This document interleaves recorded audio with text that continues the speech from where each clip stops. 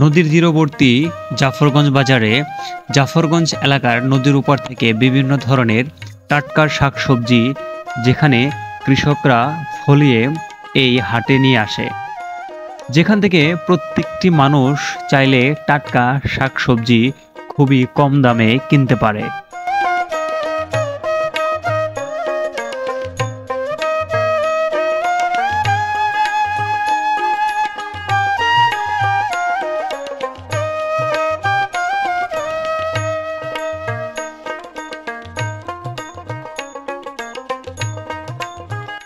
বাজারটিতে বিভিন্ন ধরনের রঙের মানুষ রঙের জিনিসপত্র নিয়ে বেচাকেনা করে।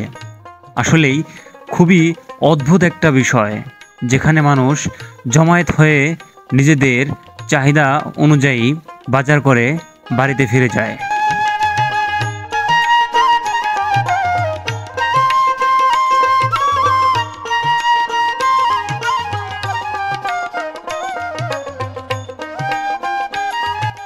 বাজারটিতে ঘুরলে বোঝা যায় আসলে কি নেই এই বাজারটিতে।